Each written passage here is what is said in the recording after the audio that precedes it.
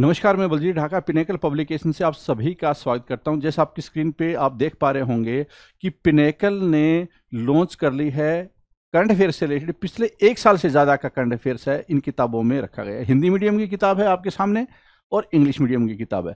ये किताब आपको अमेजन पे, फ्लिपकार्ट पे, दुकानों पे, सभी जगह पे आपको मिल जाएगी। खास बात क्या है इस किताब में कि पहले आपको थ्योरी दी हुई है और उसके बाद में एमसीक्यू है। तो इसका मतलब ये हुआ कि अगर किसी भी बच्चे ने अभी तक करंट अफेयर्स पे ज़्यादा ध्यान नहीं दिया है या नहीं पढ़ा है और वो कॉम्पिटिटिव एग्जाम की जैसे कि एसएससी सीजीएल टायर 1 टायर 2 या इन एग्जाम की तैयारी कर रहे हैं, यूपी पुलिस की तैयारी कर रहे हैं, दिल्ली पुलिस की तैयारी कर रहे हैं, डीडीए की तैयारी कर रहे हैं, किसी भी एग्जाम की तैयारी करें जहाँ पे करंट अफेयर्स का रोल होता है। और इनफैक्ट क्या आज के टाइम में करंट अफेयर्स का रोल ऑब्वियसली बढ़ रहा है। तो ये किताबें आपके लिए बहुत ज़्यादा फायदेमंद होने वाली है क्योंकि इसमें एग्जाम ओरिएंटेड कंटेंट है और आसान भाषा में आपको दिया हुआ है। तो ये आप इमीडिएटली ले सकते हैं, दुकानों से ले सकते हैं, अमेजन पे, फ्लिपकार्ट पे। All the best.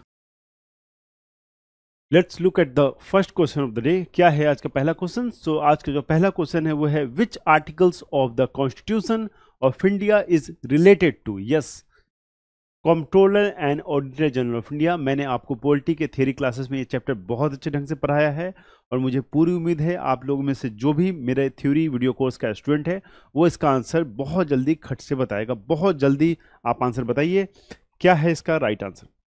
So controller and auditor general of India एक कॉन्स्टिट्यूशनल बॉडी है। आपको मैंने पहले बताया था कि ये एक कॉन्स्टिट्यूशनल बॉडी है।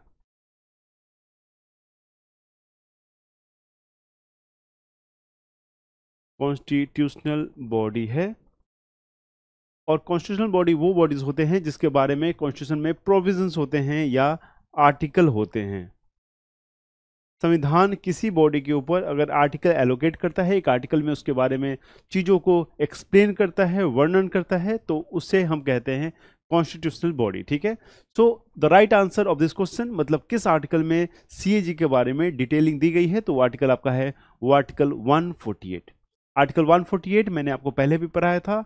जो यूनियन गवर्नमेंट वाले पार्ट हैं उसमें जो सीएजी है उसके बारे में व्यवस्थित रूप से इसके कार्य को लेके बहुत सारे जो एक्सप्लेनेशन है वो दी गई हैं।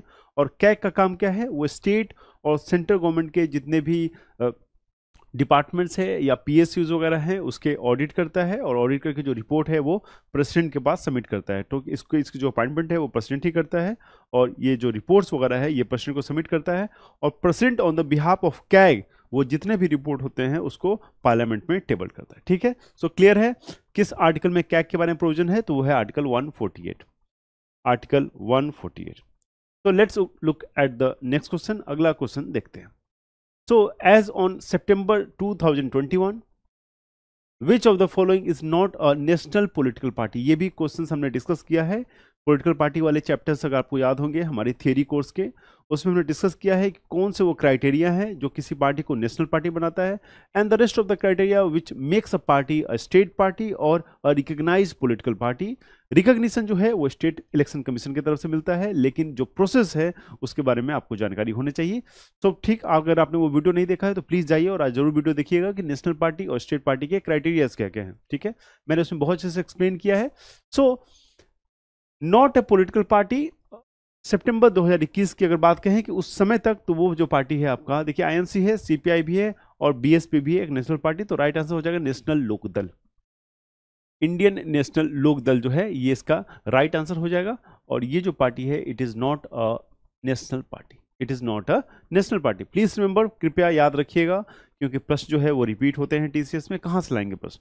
यहीं से तो बार बार पूछेंगे आपसे। ठीक है, तो आपका काम है चीज़ों को बहुत अच्छे से ढंग से देखना, ऑब्जर्व करना और कोशिश ये करना कि उसको हम बार बार उसको मेमोराइज करें। ठीक है, so let's move to next question और देखते हैं हमसे अगले प्रश्न में क्या पूछा गया है। सो इसमें देखिए 4 तरह की अनएम्प्लॉयमेंट दी गई है।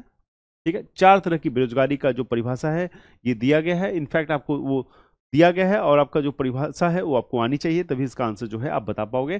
सो the question is which of the following also known as search employment? निम्न में चारों में से कौन सा है जिसे हम सर्च अनएम्प्लॉयमेंट भी कहते हैं? Occurs when workers lose their current job and are in process of finding another. मतलब ये वैसी परिस्थिति है जब एक वर्कर, एक कामगार अपने प्रेजेंट जॉब को छोड़ देता है या प्रेजेंट जो नौकरी है उसकी छूट जाती है और दूसरे जॉब की तलाश में रहता है, तो वो जो टाइम है जब जॉब छूटती है और जब तलाश करता है तो जॉब मिलेगी, तो उस बीच का जो समय है उसको क्या कहते हैं? Voluntary unemployment, disguised unemployment, frictional unemployment या क्लासिकल अनएम्प्लॉयमेंट। और इतना ध्यान दीजिएगा, इसको हम सर्च एम्प्लॉयमेंट भी कहते हैं, जैसा कि क्वेश्चन में आपको बताया जा रहा है। ठीक है, तो इसके बारे में हमने डिस्कस भी किया है इकोनॉमी में, आपको बताना है कि इसे क्या कहते हैं। वी हैव ऑलरेडी डिस्कस, हमने क्लासेस में बहुत सारे ऐसे चीज़ें की हैं। मुझे पूरी उम्मीद है कि आप वीडियो कोर्स में चीज़ों को देखे होंगे। अगर आपने नहीं देखा तो प्लीज़ जाइए और उन कोर्सेज जो आपके वीडियोस लेक्चर ऑलरेडी अपलोड हो चुके हैं उसको देखिए और समझिए कि इसको क्या कहते हैं।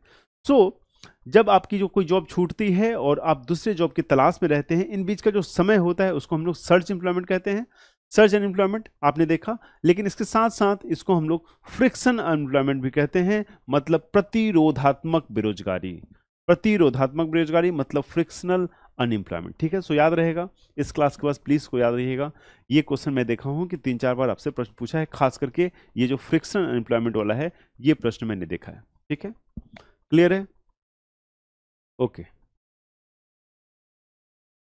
अच्छा ये भी क्वेश्चन इंपॉर्टेंट है। ठीक है, वॉलंटियर एम्प्लॉयमेंट आप समझ रहे हैं, ये भी इंपॉर्टेंट है। क्यों? क्योंकि ये एम्प्लॉयमेंट किससे जुड़ा है? मान लो कि एक एकड़ का कोई लैंड है, ठीक है, उसमें मानते हैं कि 10 लोग काम कर रहे हैं, 10% आर वर्किंग। ठीक है, 10% आर वर्किंग और जो काम है वो बहुत अच्छे से हो रहा है, लेकिन इसमें +1 और कर देते हैं, एक घर का आदमी और काम जुड़ जाता है, तो इसका कोई आउटपुट है वो ज़्यादा तो नहीं हो रहा है। ठीक है, आउटपुट इज सेम। ठीक है, जो आउटपुट निकल रहा है उसका सेम है, उस एक एकड़ के लैंड से जो प्रोड्यूस हो रहा है वो सेम है, लेकिन एक एम्प्लॉयमेंट जुड़ गया, तो ये जो एम्प्लॉयमेंट इसको मिला है उसको हम लोग कहते हैं डिस्गाइज अनएम्प्लॉयमेंट, मतलब प्रच्छन्न बेरोजगारी।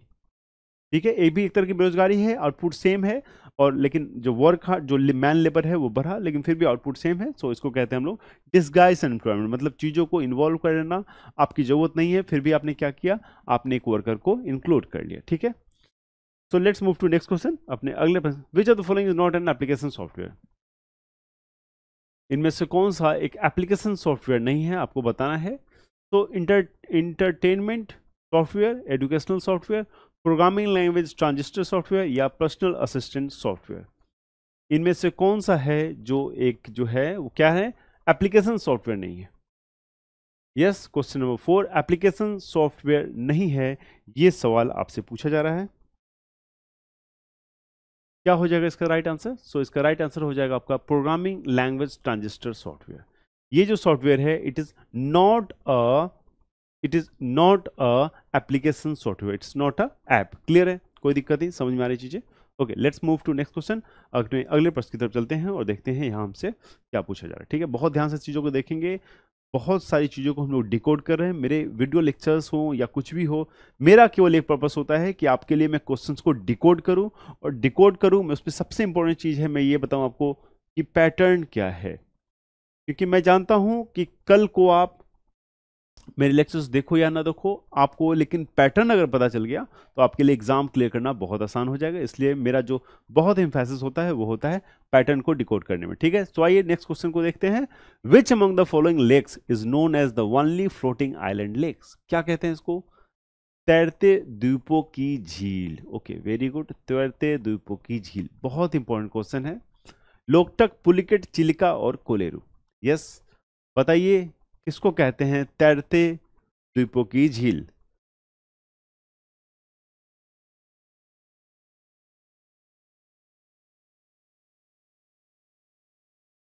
Yes,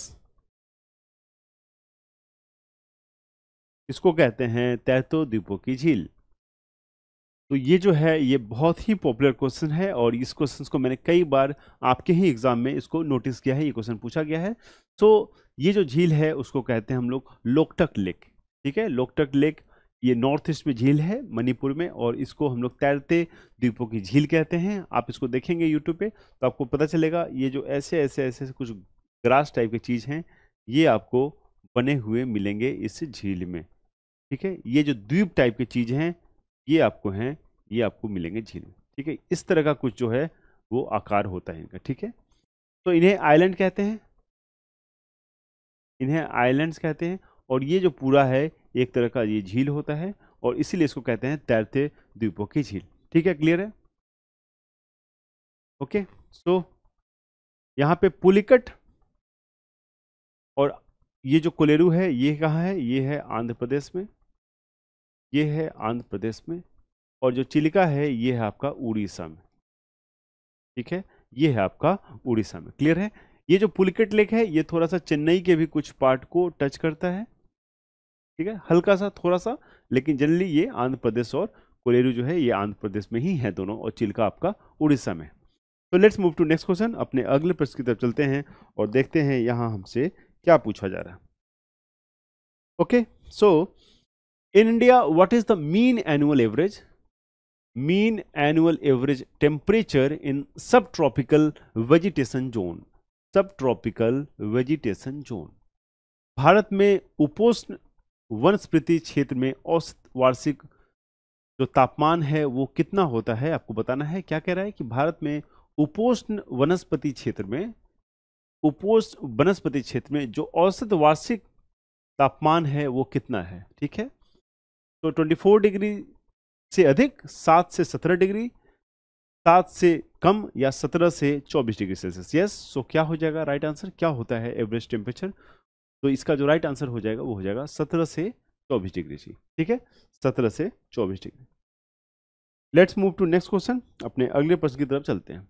the famous sports person has received Bharat Ratna award in 2014। In fact, he is not the famous. He is the only sports person to receive this.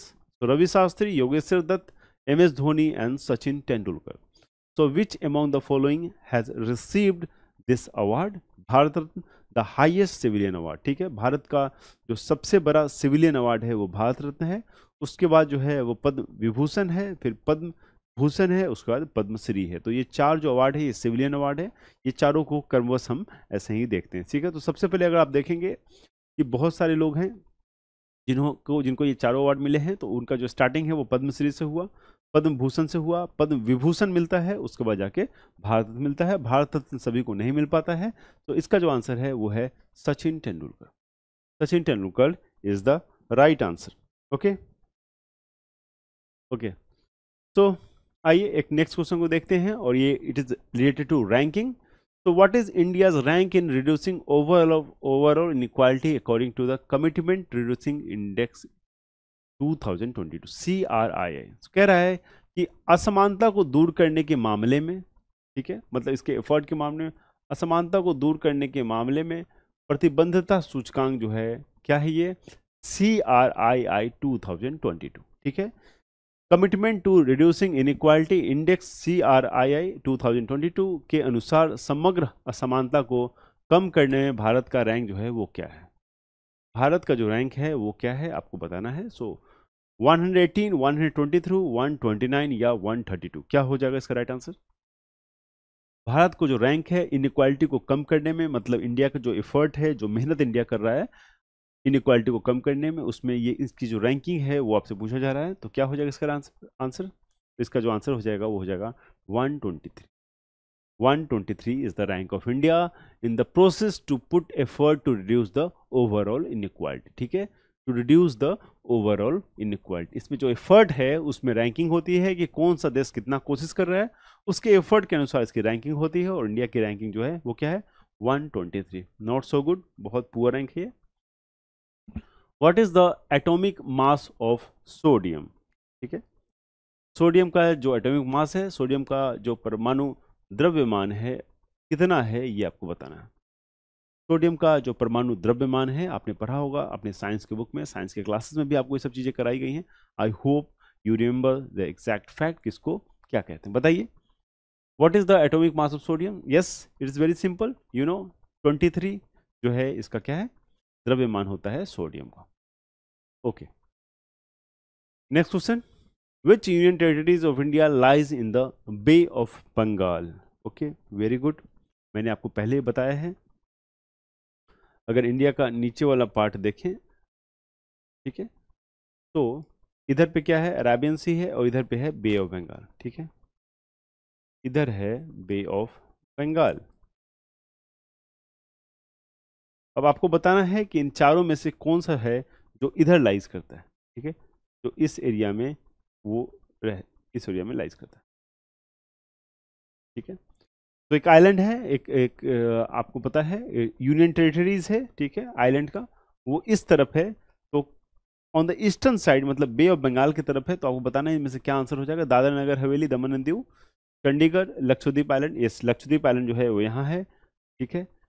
Chandigarh आपको पता है it is here and Dadra and Nagar is around here. So the right answer क्या हो जाएगा? The right answer is Andaman and Nicobar island, ठीक है। The right answer will be Andaman and Nicobar island. I hope आपको चीज़ें क्लियर होंगी, समझ में आ रही होंगी। अंडमान एंड निकोबार जो आइलैंड है वो भारत के पूर्वी तरफ आपको दिखेगा, ठीक है, या पूर्वी तरफ हम इसे देख सकते हैं। तो let's move to next question, अपने अगले प्रश्न की तरफ चलते हैं। तो which of the following shortcut की, देखिए शॉर्टकट वाले क्वेश्चन जो हैं आपसे लगातार पूछे जा रहे हैं आपके एग्जाम में, और इसको अच्छे से आप लोग याद करके एग्जाम देने जाइएगा, क्योंकि ये जो क्वेश्चन है बहुत इंपॉर्टेंट है।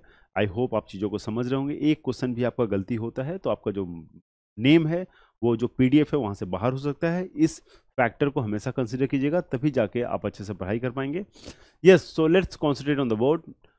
विच of the following shortcut key is use to display the font dialog box? क्या डिस्प्ले करता है font dialog box in MS Word 365, ठीक है। निम्नलिखित में से किस शॉर्टकट कुंजी का इस्तेमाल MS वर्ड 365 में फॉन्ट डायलॉग बॉक्स प्रदर्शित करने के लिए किया जाता है? यस, Ctrl+D, ठीक है, Ctrl+D is the right answer, Ctrl+D। तो let's move to next question, अपने अगले प्रश्न की तरफ चलते हैं और देखते हैं यहाँ क्या पूछा जा रहा है। सो वस हुरदास, ओके, VSHORADS एक तरह का मिसाइल है, वाज सक्सेसफुली टेस्टेड इन सितंबर 2022। एक तरह का मिसाइल है जिसका क्या किया गया, सफलतापूर्वक परीक्षण किया गया, ठीक है। आपको बताना है कि इसका परीक्षण जो है किसने किया था।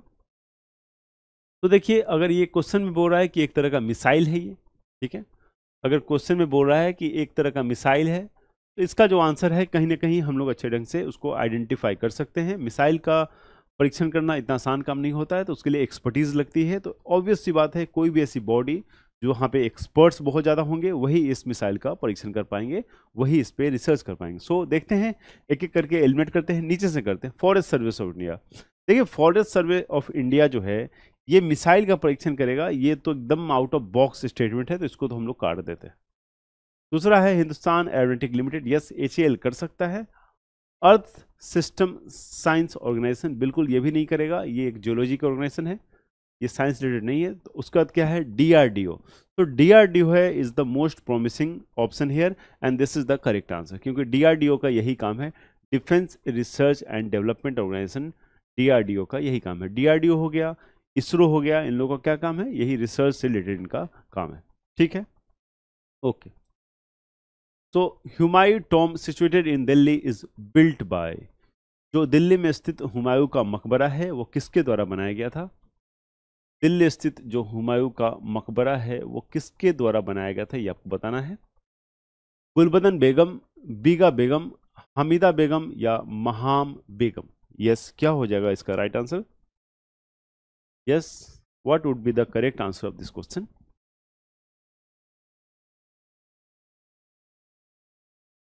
गुलबदन, बीगा, हमीदा या Maham? So right answer is Bega Begum, Bega Begum is the right answer. Let's move to next question, अपने अगले प्रश्न की तरफ चलते हैं और देखते हैं यहाँ पे क्या चैलेंज है मेरे लिए। So which of the following statement is correct? आपको यहाँ पे एक जो सही स्टेटमेंट है आपको आइडेंटिफाई करना है। प्लीज आप इसको रीड कीजिए और आप इसको आइडेंटिफाई कीजिए कि क्या होगा इसका राइट आंसर। मैं आपको 10 सेकेंड का टाइम देता हूँ।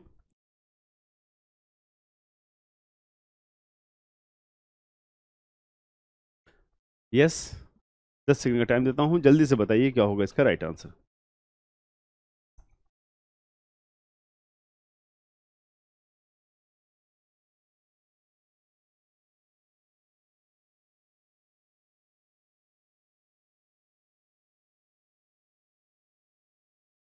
तो देखिए इसका जो राइट आंसर है वो हो जाएगा our body works within the pH range of 7 to 7.8।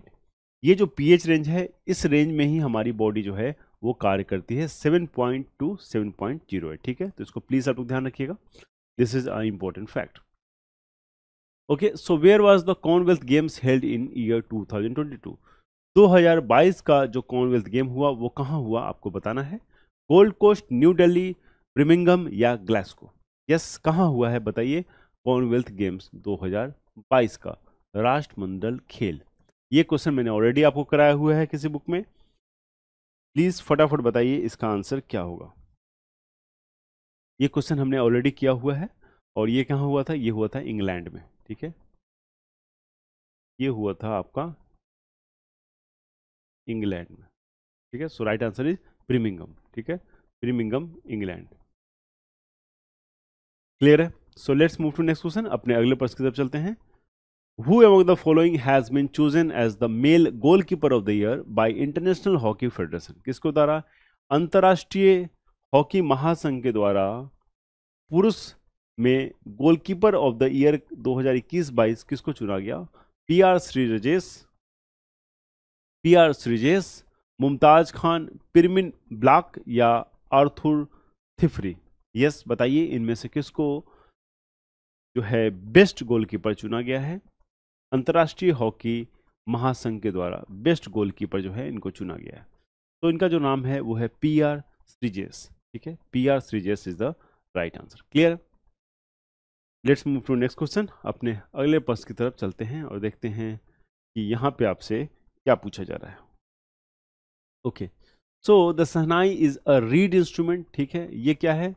युक्त वाद्य है, रीड इंस्ट्रूमेंट। इसके बारे में आपने स्टैटिक जीके के क्लास में देखा होगा, सुना होगा, और ये स्टैटिक जीके का थ्योरी का जो लेक्चर्स है उस लेक्चर में इसके बारे में बहुत डिटेल ढंग से आपको चीज़ों को समझाया गया है। So the shehnai is a read instrument with how many holes along the tubes, ठीक है। मतलब कितने होल्स होते हैं उस ट्यूब में आपको बताना है। शहनाई एक सरकंडा युक्त वाद्य है। इसमें नालिका के ऊपर कितने छिद्र होते हैं? यस, सो क्या हो जाएगा राइट आंसर? जल्दी से बताइए, what would be the correct answer of this question.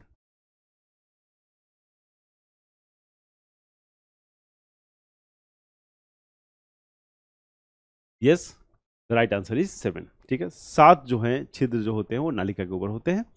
तो अगले प्रश्न की तरफ चलते हैं और देखते हैं यहाँ क्या पूछा जाता है।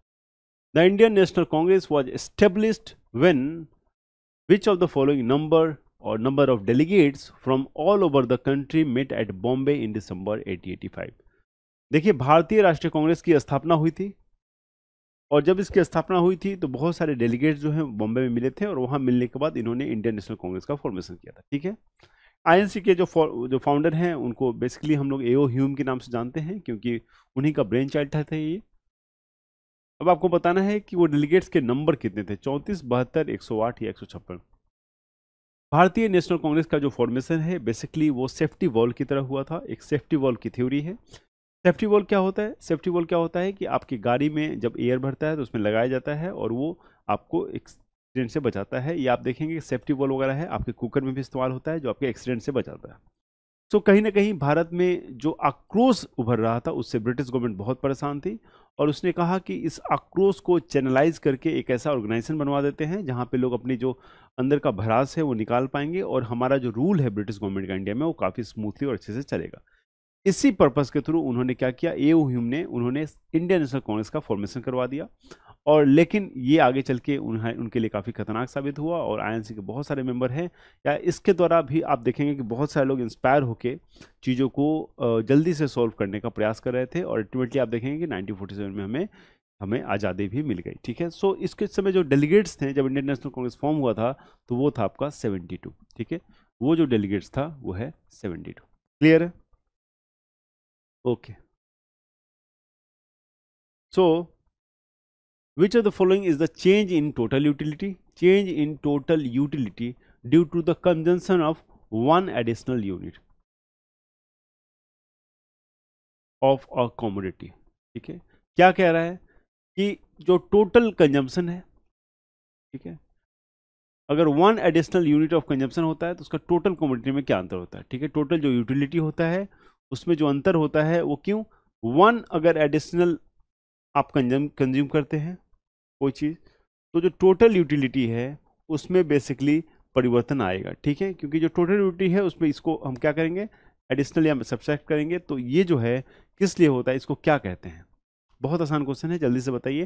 Product utility, revenue utility, demand utility या मार्जिनल यूटिलिटी? यस, हमने डिस्कस भी किया था इसको। इसका है सीमांत उपयोगिता, that is called marginal utility. ठीक है, तो marginal utility is the change in total utility due to consumption of one additional unit of commodity. Clear है, ये समझ में आ रही है? ओके।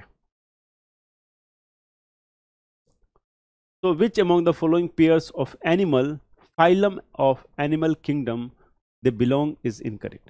निम्नलिखित में से पशु जगत का संघ का कौन सा युग्म जो है वो गलत है, आपको बताना है। निम्नलिखित में से पशु जगत का जो संघ का कौन सा युग्म है जो गलत है, आपको बताना है। लिवर फ्लूक, साइकोन, प्रॉन्स या स्टारफिश? यस, क्या हो जाएगा इसका right answer? Liver fluke, sycons, prawns या स्टारफिश? यस, क्या हो जाएगा राइट आंसर इसका? What would be the correct answer? So correct answer of this question is liver fluke and nematoda. ये जो पेयर है ये क्या है? ये गलत पेयर है। तो इसका आंसर क्या हो जाएगा? एक, क्योंकि यहाँ पे क्या पूछा जा रहा है? आपसे पूछा जा रहा है विच of the following pairs of animal kingdom is incorrect. आपसे इनकरेक्ट पूछा गया है, तो इसमें कौन सा इनकरेक्ट हो गया? जो ऑप्शन ए है, that is an incorrect match. Clear है? Okay. So Kalinga is an ancient name of a coastal state. ठीक है, किस स्टेट को हम लोग कलिंगा के नाम से जानते हैं? और कलिंगा एक्सप्रेस वगैरह ट्रेन भी यहाँ चलती है, और हाल ही में यहाँ पे एक ट्रेन एक्सीडेंट भी हुआ है, आपको पता है। So that is called Orissa. ठीक है, उड़ीसा को हम लोग कलिंग के नाम से जानते थे। कब? Ancient name. इसका जो एंशिएंट नेम है वो क्या है? कलिंग है। Okay, next question. The Arctic Ocean is located within the Arctic Circle and surrounds the North Pole. It is connected with the Pacific Ocean by a narrow stretch of shallow water known as। और क्या कह रहा है कि Arctic महासागर उत्तर ध्रुवीय वृत्त में स्थित है तथा यह उत्तर ध्रुव के चारों ओर फैला है। यह प्रशांत महासागर से पिछले जल वाले एक संकरे भाग से जुड़ा है, जिससे जल संधि के नाम से जाना जाता है। यस,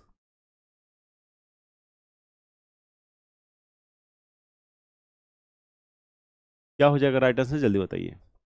यस, क्या हो जाएगा राइट आंसर?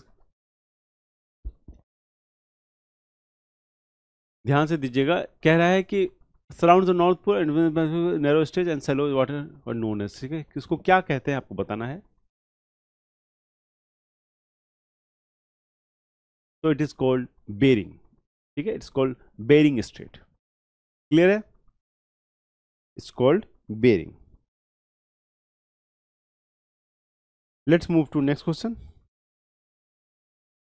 तो which among the following ministries launch the app Jaldoot? ये जलदूत वाले क्वेश्चन हमने ऑलरेडी कर चुके हैं। आपको ध्यान है कि हमने लास्ट लेक्चर्स में भी जलदूत वाला किए थे। ये बहुत इंपॉर्टेंट है। किस मिनिस्ट्री ने इसको लॉन्च किया है, आपको बताना है। ठीक है, ये जो मेजरमेंट है वेल का, वाटर का, उसका नापने के लिए जलदूत लाया गया है। ठीक है, आपको बताना है कि किस मंत्रालय ने इसको लॉन्च किया है। बहुत आसान है, हमने ऑलरेडी डिस्कस किया है। It is the ministry of rural development. ठीक है, it is the ministry of rural development. Please remember, ध्यान रखिएगा। ओके, तो which team one the Ranji trophy 2021 and 22? ठीक है, रणजी ट्रॉफी आप जानते हैं बहुत महत्वपूर्ण एक मैच होता है, एक टूर्नामेंट होता है। आपको बताना है कि निम्न में से किस टीम ने इसको जीता है। ठीक है, रणजी ट्रॉफी को किस टीम ने जीता है, जल्दी से बताइए। विच of the following team has won the Ranji trophy in 2021 and 22? तो what would be the right answer? क्या हो जाएगा इसका सही उत्तर? इसका सही उत्तर हो जाएगा मध्य प्रदेश। यह सही उत्तर हो जाएगा मध्य प्रदेश। देखिए, जितने भी इंपॉर्टेंट क्वेश्चन है, मैंने आपको क्लास में मल्टीपल टाइम्स में हमेशा बोलता रहता हूं कि जो भी महत्वपूर्ण टूर्नामेंट्स है उसके प्रश्नों को खास करके कौन जीता है और कौन रनर अप है। देखिए, मैं यहां लिख देता हूं विनर कौन है, ठीक है, और रनर अप कौन है। ये दोनों बहुत इंपॉर्टेंट है किसी भी टूर्नामेंट का।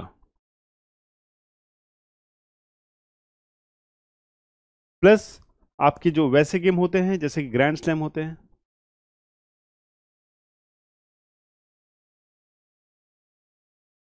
ग्रैंड स्लैम आप लोग जानते हैं 4 ग्रैंड स्लैम होते हैं, Wimbledon, Australian, French and US open. ठीक है, तो चारों के जो फीमेल विनर हैं, फीमेल सिंगल विनर, ये भी बहुत इंपॉर्टेंट है, तो प्लीज इसको भी याद कीजिएगा, ठीक है। ये देखिए मैं यहां लिख देता हूं, it is important for exam, ठीक है। तो इसको प्लीज आप लोग ध्यान दीजिएगा, क्योंकि अगर इसको आप ध्यान नहीं दोगे तो आसान आसान क्वेश्चन जो है आपके रह जाएंगे और इससे आपके मार्क्स में काफी कटौती हो जाएगी। Let's move to next question, अपने अगले प्रश्न की तरफ चलते हैं और देखते हैं यहाँ से क्या पूछा जा रहा है। So who among the following received the best actor in leading role? Best actor in leading role male popular choice in Filmfare award 2022। Filmfare award 2022 में निम्नलिखित में से किसे प्रमुख भूमिका पुरुष लोकप्रिय सर्वश्रेष्ठ अभिनेता का पुरस्कार मिला है? विक्की कौशल, सिद्धार्थ मल्होत्रा, धनुष या रणवीर सिंह? जल्दी से बताइए क्या हो जाएगा इसका राइट आंसर। काफी आसान क्वेश्चन है, आपको ध्यान देना है बस। Film fair award 2022। आप देख रहे हैं कितने आसान आसान प्रश्न पूछे जा रहे हैं। अगर थोड़ा सा आपका डायरेक्शन सही हो तो बहुत इजीली यू कैन आइडेंटिफाई कि किस तरह के जो प्रश्न है आपसे एग्जाम में पूछेगा। बस कुछ सेक्टर्स को आइडेंटिफाई करना है। अगर once you understand the nature of TCS कि कैसे प्रश्न वो बार बार पूछता है, क्या उसकी स्ट्रेटजी है और कैसे हमें वो फंसाना चाहता है। मैंने बहुत बार बताया आपको कि कुछ क्वेश्चन टीसीएस आपके एग्जाम में अराउंड 2 to 3 क्वेश्चन क्या होगा, वेरी टफ, वेरी टफ। आपको क्या करना है ऐसे क्वेश्चन को, you have to leave, you have to leave, ठीक है। उनको आप छोड़ दीजिए जो आपको लगे कि बहुत टफ क्वेश्चन है। और ऐसे क्वेश्चन जो होते हैं ओनली 2% टू, सो केवल जो 2% लोग इसको कर पा रहे हैं ऐसे क्वेश्चन को जो बहुत टफ है, तो उसको आपको करने की कोई जरूरत नहीं है। आपको वैसे क्वेश्चन को सही करना है जो 98% बच्चे सही करेंगे। तो वैसे क्वेश्चन को अगर आपने गलत किया, जो अराउंड 90 to 95% बच्चे सही करते हैं, तो उसमें आपका सिलेक्शन का चांस बहुत कम हो जाएगा। तो प्लीज़ ध्यान से सुनो मेरी बात, जो क्वेश्चंस 90% बच्चे सही कर रहे हैं वो आपको भी सही करना है। मैं उनकी बात कर रहा हूँ जो सिलेक्ट होंगे, है ना। जो 90% में सारे स्टूडेंट को मत काउंट कीजिएगा आप, क्योंकि वो तो बहुत सारे बच्चे फेल हो जाते हैं। जो सक्सेसफुल कैंडिडेट है मैं उनकी बात करता हूँ। 90 to 95% जो क्वेश्चन को सही करते हैं उन क्वेश्चन को आपको भी सही करना है एट एनी कॉस्ट। उसके बाद कुछ जो टफ क्वेश्चन आएंगे मॉडरेट लेवल के, उस क्वेश्चन को आपको सही करना है। मॉडरेट लेवल के क्वेश्चन जैसे कि ये सब क्वेश्चन है, ये मॉडरेट लेवल क्वेश्चन है, तो ऐसे क्वेश्चन को भी आपको सही करना है, ठीक है। तो ये स्ट्रेटजी अपनाइएगा तो आपका सिलेक्शन पक्का हो जाएगा। तो इसका आंसर क्या हो जाएगा, इसका आंसर है आपका रणवीर सिंह, ठीक है। इसका आंसर हो गया आपका रणवीर सिंह। और आज के लेक्चर के 25 क्वेश्चन हम यहाँ पे कवर कर चुके हैं। आई होप कि आपकी समझ, आप चीज़ों को समझ रहे होंगे, किस सेक्शन से कैसे क्वेश्चन पूछ रहे हैं, इसको हम लोग लगातार डिस्कस कर रहे हैं। आगे भी बहुत सारे क्वेश्चन डिस्कस करेंगे टीसीएस के। आई होप कि आपके एक टेस्ट सीरीज के रूप में ये क्वेश्चन जो हैं आपके लिए बहुत फायदेमंद साबित हो रहेंगे। बहुत जल्द मिलते हैं नेक्स्ट लेक्चर में। प्लीज़ पढ़ते रहिए और अपना ख्याल रखिए। Thank you.